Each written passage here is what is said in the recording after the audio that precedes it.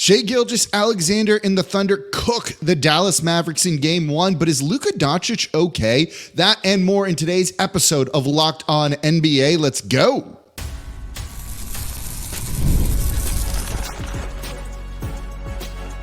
You are Locked On NBA, your daily NBA podcast. Part of the Locked On Podcast Network, your team every day. Welcome to another edition of Locked On NBA, the daily podcast covering everything you want to know about the association. And on Wednesdays, I'm your usual co-host, Jake Madison, at NOLA Jake on Twitter. He is Gavin Schall, host of Locked On Knicks, at Locked On Knicks on Twitter as well. Gavin, you excited for another Celtics game here? No, Jake, it's not John, it's Gavin. I know, right? He needed the night off covering this one here. You've covered a couple Celtics games now, right, on Locked On NBA? I haven't been happy to talk about any of them. The Knicks guy. They haven't been too thrilling. No, we'll get into that one in the second segment here. We're going to lead off with Shai Gilgeous-Alexander versus Luka Doncic. By the way, today's episode of Locked On NBA is brought to you by FanDuel. Make every moment more. Right now, new customers get $150 in bonus bets with any winning $5 bet. That's $150 with any winning $5 bet. Visit FanDuel.com/LockedOn to get started. So let's get into this. I was pretty excited for this series between the Thunder and the Mavericks, especially having just watched the Thunder sweep the New Orleans Pelicans and seeing how kind of like in person and underrated that team seems to be. They delivered in Game 1, I thought. Yeah, I mean, they were exceptional. Obviously, the storyline looming over this game is Luka Doncic's health, where it's at. But credit Oklahoma City. Like you could have said the same thing last round, obviously, with your Pelicans missing Zion, but they're playing like a 1 seed. They're taking advantage of it, and there's not too much more they could do. This game turned early in the second half. The Thunder came out with their starting lineup, Josh Giddey out there. Dallas essentially said, hey, we're not really buying into the idea that all those threes he made against New Orleans were real. You can even go back to a regular season game between the two teams. The first game after the PJ Washington, Daniel Gafford deals.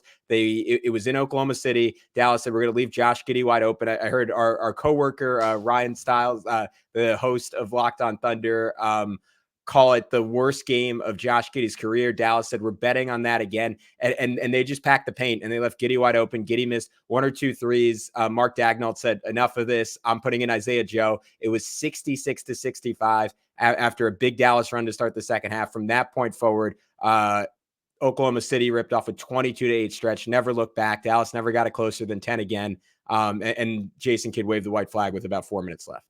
Yeah, the way Dallas is going to need to make adjustments from their previous series against the Clippers to this one is going to be pretty significant. They could sag off a lot of those Clippers shooters, and then you look at this OKC team, and basically everyone can shoot. They were the number 1 3-point shooting team by percentage during the regular season. They just have good offensive guys, no matter kind of who you put out there, that know their role. You had a very good game from Shai Gilgeous-Alexander, 29 points from him. Chet Holmgren took over at times. J-Dub took over late in the third quarter in this one too. He had 18. They come across as just really complete, and the knock on them was, well, they don't have playoff experience or they're really young. Didn't seem to matter in this one.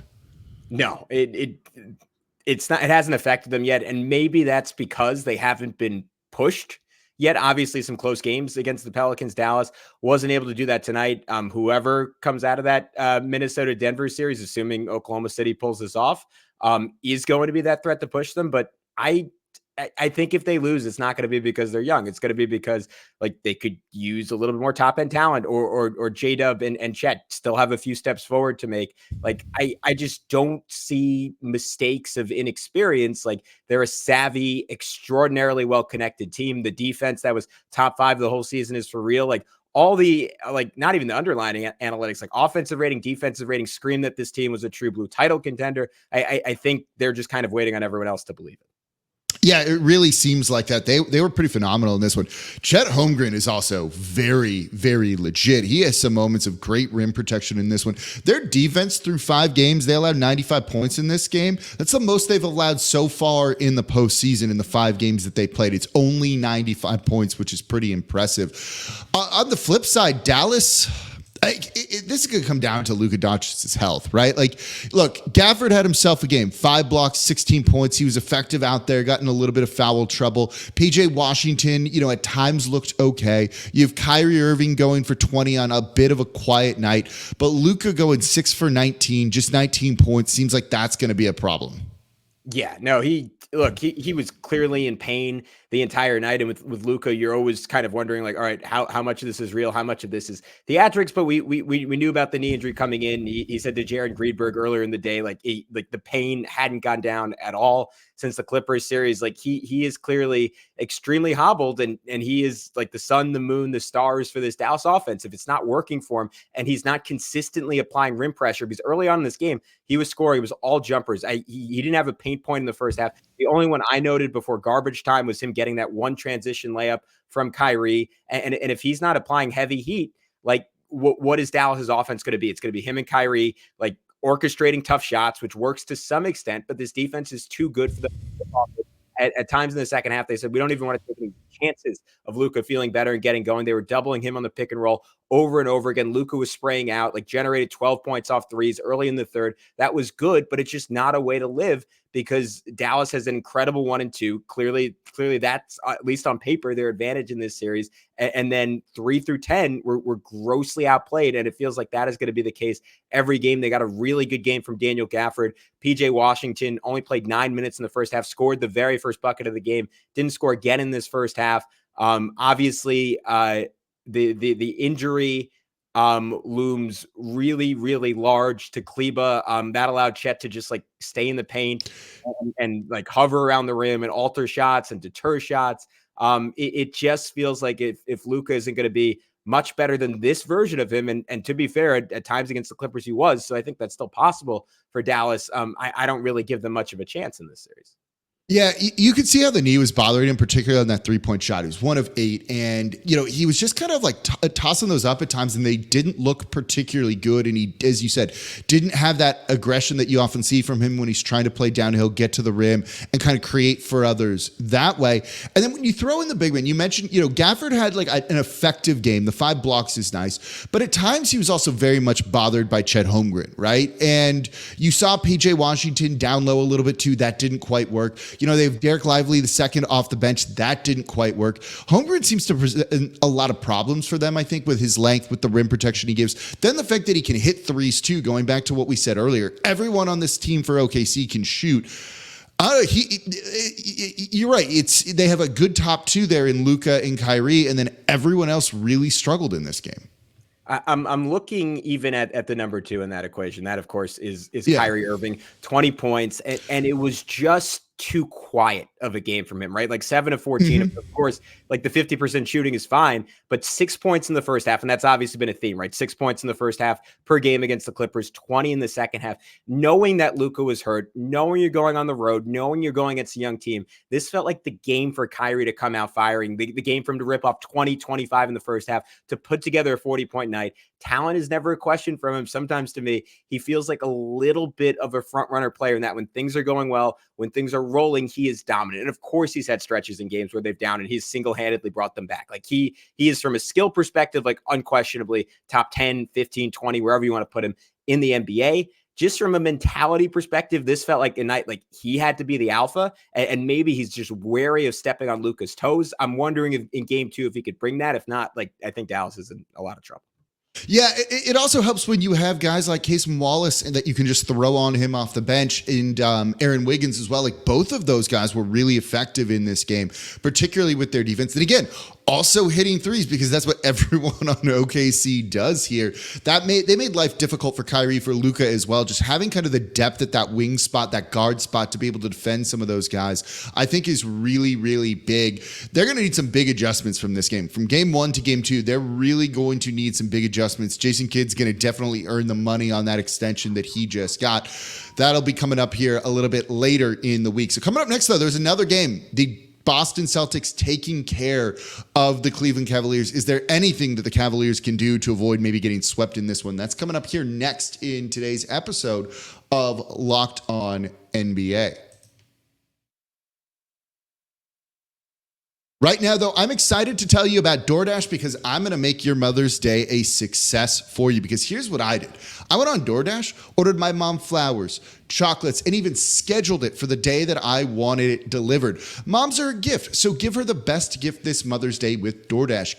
Get gifts as thoughtful as she is. Select from hundreds of expertly crafted bouquets to the best of tech to self-care essentials and more, delivered right to her door. Get her the thoughtful gift she deserves with the convenience you need. Choose same-day delivery or schedule a week ahead for when flowers and gifts should arrive at her door with DoorDash. So get all of your Mother's Day gifts all in one place and get 50% off your next order up to $15 when you spend $15 or more on your next flower, convenience, grocery, or retail order now with code LOCKEDONNBA. That's LOCKEDONNBA. Order using DoorDash today. Terms apply. Today's episode of Locked On NBA is also brought to you by LinkedIn Jobs. When you're hiring for your small business, you want to find quality professionals that are right for the role, and that's why you have to check out LinkedIn Jobs. LinkedIn Jobs has the tools to help you find the right professionals for your team faster and for free. If you own a small business, run a small business, and someone's not there, you're probably losing money. You're throwing more work on others. You can't have something like that. So LinkedIn isn't just another job board. LinkedIn has a vast network of more than 1 billion professionals, which makes it the best place to hire. It gives you access to professionals you can't find anywhere else. And LinkedIn does all that while making the process easy and intuitive. So hiring is easy when you have that many quality candidates. So easy, in fact, that 86% of small businesses get a qualified candidate within 24 hours. And over 2.5 small businesses are using LinkedIn for hiring, and yours should be as well. So post your job for free at linkedin.com/LockedOnNBA. That's linkedin.com/LockedOnNBA to post your job for free. Terms and conditions apply. And thank you for making Locked On NBA your first listen today and every day. We are part of the Locked On Podcast Network, your team every day. And are you tired of watching Fox Sports, ESPN, all that yelling, all the hot takes, not really giving you any insight that you want? Make the switch to Locked On Sports Today, a free 24/7 sports streaming channel programmed for you every day to bring you the biggest stories without all that yelling. Locked On Sports Today brings you can't miss analysis, opinions, and news, streaming 24/7 on YouTube or the free Amazon Fire TV channels app. Part of the Locked On Podcast Network, your team every day. All right, Gavin, we got another game here in the association last night. The Boston Celtics taking care of the Cleveland Cavaliers, 120-95. Game one on this one go like you expect? Yeah, pretty much. I mean, you have a completely wiped out. Completely wiped out Cleveland team coming in. Boston week off at home, extremely fired up. I know I'm reciting from the John Corrales script here, but this is exactly what you would have expected. And Boston, it almost feels like, you know when a football team scripts the first 20 plays, like I saw this with, like, sorry to go college football here, but Lincoln Riley at Oklahoma, and they would just like everything would click early in a ball game. And that's what this felt like for Boston. Said, hey, like, and this has been the formula all year for them. Like, we're going to Jaylen Brown early, and Brown sets the tone immediately, sidestep three, gets to the line twice, 7 points in a little over 2 minutes, had a pivot, like spin back, fade away, 9 of their first 11, finished the first quarter with 15 points, 5 of 6 from the field, 4 for 4 from the line. The only miss in there was a half-court heave that actually almost went in. Derek White never stopped cooking. He's now 20 of 37 from 3 over his last 3 games. It was almost shocking on possessions that they didn't score. And from the Cleveland perspective, like it was the Orlando series all over again, just against a much better opponent. Donovan Mitchell was transcendent, 33 points in 37 minutes. He couldn't have played much better. And you needed probably 2 or 3 guys on Cleveland to have an outlier performance. And you needed the standard that Darius Garland had set in past seasons, and you didn't get any of that. Garland was a disaster. Mobley, 17 points, looks good, little fake. 10 of them came in the fourth quarter when the game was already decided. And then essentially no one else plays well for Cleveland. Yeah, that's what this one is, right? Like, you had Donovan Mitchell do well. He had 16 points in the third quarter and kept this like within about 10 points or so. It was slightly under that, and it was just all because of him. And all you're looking for in this game, and probably the series, is just someone to do something. So, like, someone else, please step up and give them some offense. And in this game, no one did. No one did. And you saw at the end of that third quarter how like exhausted Donovan Mitchell was. You could see him just being gassed. But Garland, 14 points on 6 of 15 shooting, 2 of 8 from 3. Like, that's not going to get it done whatsoever. I think one of the things you see in this game, in this series, right, is just the lack of like scoring depth on the wing for Cleveland, right? They've got a good guard there, but so does Boston, and you need to match up with them a little bit more on the wing, and I don't think that Cleveland does in this one. I just don't see where someone steps up in this series for them. Like, Garland hasn't been good really all year long. He had a very down year for them. Like, I hoping that he's going to have a big breakout game. As you said, it would be an outlier, right? We'd look at that and be like, what the heck happened there? What got into him? That just doesn't feel like it's going to happen. And even if it does, I don't know if that's enough to keep up with the Boston Celtics right now. No, he just couldn't get good looks off it. Derek White and occasionally when there was a switch, Drew Holiday absolutely tortured him for the entirety of this one. Like most of his shot attempts early in this game were these threes that he took twice as fast as he wanted to because someone was right in his grill, like was missed a layup he would normally make just because he was going so fast towards the rim. And then he got shook and was just like doing anything he could to get into a rhythm, and he could never find it. And if you're a Cavs fan, like on one hand, you feel some relief because you finally broke through that barrier. You got out of the first round. Congratulations. Absolute war of attrition versus the Orlando Magic. And it took Donovan Mitchell going nuclear, like having like the best game 6 and 7 post Michael Jordan the last 25 years or so of NBA history. And like starting from when they traded for Mitchell, which is 2 years ago at this point, you've seen very little development from Garland and Mobley, who were supposed to be like the two core pieces of your future. And I mean, Garland, you just kind of have the feeling like if Donovan Mitchell was traded, things would be right for him. Like he would have the ball in his hands a little bit more. Mobley's almost a bigger concern for me because you just compare him to guys who are like the same age as him, and it just doesn't quite feel like he's on the same trajectory. And this feels like a matchup with KP out, and like obviously Al Horford's a great post defender, but if Evan Mobley was going to show something as a creator and as a scorer, like this would be it. And it's just becoming, to me, like if I were a Cavs fan, I'd be looking at this and saying like what has this coaching staff been doing the last 2 years with these guys where they're essentially the same dudes that they were 2 years ago? I know Mobley is a special defender. I really love Garland as a player. Like his style of play is enticing, incredible shooter, super fast, but there just hasn't been that jump you'd expect. No, the whole goal for them, it seemed like, was just get out of the first round. Like, get out of the first round, take some of that pressure off, and then you run into the Boston Celtics, which feel like it's going to steamroll them. And it's probably just going to raise all of the same questions that they would have had without getting out of the first round, right? There's going to be questions about that Jared Allen, Evan Mobley pairing, and maybe they'll get Allen back in the series, and maybe that changes things, though I don't know how much that's truly going to do for them.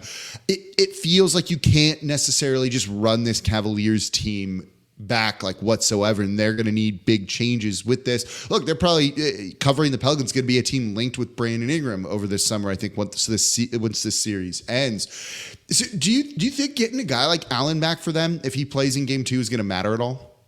I think it definitely helps them defensively, and I mean Boston was just overwhelming them on the offensive glass, which when you add that to Boston's already just utterly lethal offensive efficiency, you throw 13 offensive rebounds on there, it just made it impossible for Cleveland to compete, and Cleveland to just have enough time with the basketball in this game. So I think he helps that. He certainly helps the rim protection a little bit. And look, Cleveland for, what was it, a 19-game stretch, played like the best team in basketball this year. It feels like years ago, but right before the All-Star break, they ripped off. I think it was ultimately a 17-2 run. And this circles back to my previous point. It was with Mobley and Garland both injured for the bulk, if not the entirety of it. And it was that Mitchell Allen pick and roll that I think is potent. And Garland and Mobley have a really good chemistry in their own right, but those two running it together and just having, I think, eliminating the minutes where Tristan Thompson is the lone big on the floor, 16 minutes in this game. By the way, I don't understand why Evan Mobley can't play 43 minutes. Like everyone on the Knicks does it.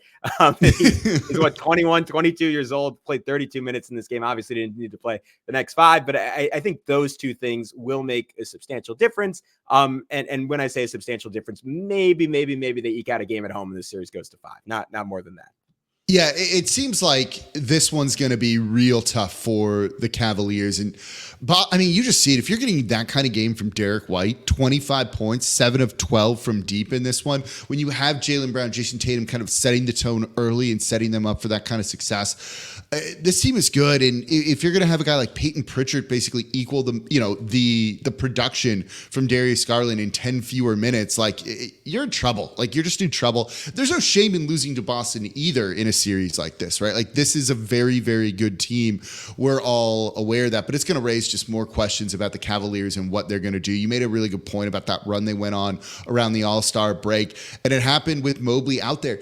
Like he's good. He's really good. He's a very good defender. And then everything else is just kind of like not average, not even just like above average, just like good, not great, right? Like that's what a lot of his skill set is. And I don't know if a big that's just good is going to lead you to a lot of playoff wins if you need him to be your second best guy. No, I think the bet when they were trading for Mitchell is that Mobley was someone who could one day turn into a top 15 player in the league. And you have that. You have Mitchell and Allen and Garland are more secondary pieces. Like that is a recipe for a championship team. And Mobley, it's not his fault that he was drafted second. It's not his fault that like he was born into this body that suggests he could be that guy. But if he's just not that guy, it changes the way Cleveland has to think going forward. Jake, before we move on, is there just a sense of total anticlimax in the East? And this sounds weird as someone who's been covering the Knicks, where every game is an ESPN classic worthy performance, but it just feels like even for them, even if Tyrese Halliburton gets hot and the Pacers sneaks through, the buck stops with the Celtics. And I just couldn't help but think about in this game, when you look at like where the All-NBA voting is going to be, when you look at where the MVP voting is going to be, Jason Tatum and Jalen Brunson are two names that are tied together. I still think most people in the league would consider Jason Tatum the better player. And yet this postseason, Tatum is putting up 21 or 22, 10 and 5 on 42, 29, 80 shooting, while Brunson is putting up 37, 8 and 5 on much better efficiency. And yet, and you would look at that and look at two equal players. And you say, oh, maybe the Knicks have a chance in that series. And obviously part of it is just all the injuries the Knicks have withstood, including Mitchell Robinson tonight. But the Celtics are just like similar to Oklahoma City versus Dallas, like 2 through 10, and really 2 through 5 is where it matters the most. Just so far ahead of everyone else in the East. You don't really need Jason Tatum to be great. Like it doesn't matter. They win by 25 either way. Yeah, it feels like that, right? It's felt like that truthfully all season, I think. They won the East by 15, 17 games, whatever it was, like an insane number, right? They had the number 1 seed locked up before any other team had secured a playoff spot. Like that's pretty wild to think about, that they were just front running so hard that even talking to John Krause, who's normally on here, right? He and I are friends, we talk a lot, and it was like, how are you doing a podcast every single day right now when they're just cruising to wins, right? Because this is just what it feels like. It still feels the same way. Look, I like the Knicks. They're real fun to watch. That series against the Sixers was great. Game 1 against the Pacers was also fun. I hope every game just has this kind of crazy fun chaos to it, especially at the end with it all. I don't know if I can get much more, Jake. Yeah, I know, right? But it feels like, look, even if they then run through the Pacers, like, oh, that Mitchell Robinson injury is going to be big. Even if Porzingis isn't playing in that series for Boston, just the depth they have. And it's not just they're slightly better than everyone else's 2 through 5. And that's truly where it matters. You're right. Like if you're looking at a playoff rotation, it's just their 2 through 5 is significantly better than everybody else's 2 through 5, right? When you have someone like Derek White who's capable of doing what he does, like that's pretty incredible to me with how good they truly are and how deep they are. Yeah, you can't think of a team since the Warriors, like with Kevin Durant, that has had that kind of luxury. And before that, I mean, their net ratings scream they were a generational team. Their records scream they're a generational team. They're a generational team. And I said it last time on this pod, I'll say it again. I think it's an embarrassment if they don't win the title this year, because they on paper, it has to be. They're that much better than everyone else. And that includes Denver, that includes Minnesota, that includes Oklahoma City. Per FanDuel, Minnesota's the favorite right now, which is a little bit surprising when Boston is doing what they're doing. But I agree with you. If Boston doesn't win a title, like that is a huge failure of a season. It has to be. It's not just make the finals. It's not make a game 7 of finals. It's actually win it. We'll see. John Krause will have a lot of fun if that's the case here. I don't know what his schedule is or if he'll be back next Wednesday or not. So coming up next, We got an award, Defensive Player of the Year, going to Rudy Gobert. We're going to play a game of real or fake. That's coming up here next in today's episode of Locked On NBA. Today's episode of Locked On NBA is brought to you by Monopoly Go. And I know you want to call a technical foul on me right here because we've all been talking about Monopoly Go so much. But there's just so much good stuff in this game. We're going to keep talking about it. In Monopoly Go, you can team up with friends for timed tournaments where you work together to build up each other's boards. The more you win, the more awesome prizes you unlock. And there's so much to get. Unique stickers that you can trade with friends to complete albums for big prizes. Cool new playing pieces to travel the boards with. I use the car. Hilarious emojis for taunting friends when you smash their buildings or heist their vaults. Plus, Monopoly Go feels new and exciting every day with constantly changing tournaments and challenges, and a ton include their own mini games. So there's always new things to do, new timed events that help you win big, like massive multipliers for everything you win or rent frenzies. You build up your boards. There's even a New Orleans board, which is really cool. So there's always something fun to discover in Monopoly Go. So get off the bench, go download it now free on Google Play or the App Store, and go play Monopoly Go. And thank you for making Locked On NBA your first listen. Today and every day, we're part of the Locked On Podcast Network, your team every day, covering everything you want to know around the association, the playoff games, and now award winners here. We're gonna play the video here. I don't think you've heard this yet. So on Wednesdays, we do real or fake. And here's the question. Let's play the theme music first. I am telling you right now that it's not real. Is this real or fake? Just ask John and Jake. Yeah, I'm just like replaying here. You haven't heard that before, huh? Did you get that commissioned? What's the origin story there? The finest Nick Angstad making us some theme music here. Channel manager for Locked On Mavs host, and of course Locked On NBA host as well here. So we play real or fake on every Wednesday with Rudy Gobert winning his 4th Defensive Player of the Year. Gavin, real or fake? We need to start giving Rudy Gobert more respect. Yeah, I think he's created some of his own problems in the past. I'll say that. But I think he as a basketball player, he deserves a ton of respect. He is a generational defender, 3rd player in the history of the NBA to win 4 Defensive Players of the Year, joining Ben Wallace and Dikembe Mutombo. So that is some genuinely elite company. And I look. Everyone clowned on that trade, myself included, when it happened last year. I was going on Locked On Knicks, and like whenever they play the Timberwolves, I'd start cracking up. I'd be like, they traded future Rudy Gobert and Walker Kessler. Wasn't as good. I think it doesn't look as good anymore. It was a lot to give up, and it looks like it was worth like every single asset, every single pick right now. And he has to get some of the credit for building this defensive culture in Minnesota. And that's what I think this award is, as much as it was about his play on the court this year, which was fantastic. But this is still an ultra young team. Before he got there, no one had taken them seriously for 20 years. No one took Karl Anthony Towns seriously. Anthony Edwards, extraordinary talent. He was not this locked in defensively before this year. Jaden McDaniels, all the potential in the world. He was not this before this year. They have made a monster leap. And Gobert, like listening to him talk about an Austin Rivers podcast, like he just was not healthy this season, or last season rather. And when Anthony Edwards was asked before the playoffs, like, all right, what was the biggest difference, 14-win jump this year? He said it was, we started trusting Rudy, and we started putting our faith in Rudy on both ends of the floor. And all he's done is produce regular season wins. And I think the Jazz failings in the playoffs were unfairly pinned on him when it was more of a systemic failure of not having another good defender on that roster. And he's showing you what he can do with proper infrastructure right now. They look like they're on a trajectory to win the West. Yeah, I think this is like real. We've got to start actually like giving him more respect, especially imagine if like the Timberwolves make the finals this year, right? Like his credibility and kind of the way we look at him as like just almost like his legacy, right, is going to be dramatically different. They're on pace to do that right now. Like they're in a very good position for where they are in the postseason right now.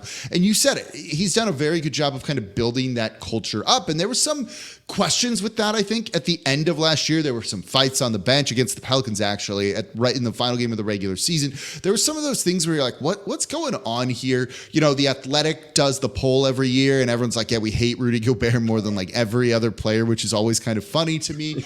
But at the same time, if you've got that respect from Anthony Edwards, right, and saying we're trusting him, and it kind of fixes last year, makes me forget about it, makes me not worry about it because we're looking at what's going on now and what have you done, and you're seeing it, and that team is really good. That team is really, really good, and it starts with him on the defensive end. And look, he beat out Victor Wembanyama this year, who was right on in there. Then it was Bam Adebayo, then Anthony Davis, then Herb Jones. But he ran away with this award. It wasn't even close in the voting. And so to do it 4 times, which is a historic number, I think really talks about him kind of overall as a player and where his I don't know if it's legacy per se, but you kind of see where he kind of stands now in the NBA, I think a little bit clearer. Yeah, absolutely. And look, he got in at the right time because it looks like Wembanyama is going to win the next 10 of these. Yes, and seriously. blow that record out of the water. So, yeah, he was good. They're going to be real good. They're up 2-0 now. That's just kind of incredible here. Let's stay on the big men here. Let's switch it back to the East. I want to talk to you about not Donovan Mitchell, Mitchell Robinson here. How big is that for the Knicks? First of all, it's heartbreaking because Mitch is the longest tenured Knick. I've been doing the podcast 5 years. He's the only one who was on that original team. He's a lovable guy. He was putting together a season that might have earned some dark horse consideration for DPOY before initially injuring that ankle, missing 51 games. Everyone assumed he was out for the season. The Knicks applied for a disabled player exception and didn't get it because he ultimately fought his way back, was less than 100%, battled with Joel Embiid. I don't think they beat the Sixers without him. He was much more effective than Isaiah Hartenstein was in that matchup. Against Indiana specifically, I don't think it affects them that much, at least with this version of Mitch that is good and a solid rebounder, but still very, very, very hobbled. Precious Achiuwa, much better switch big, killed Indiana in the regular season as an offensive rebounder, has a little bit more mobility to get out on Miles Turner and recover on those drops and pick and roll.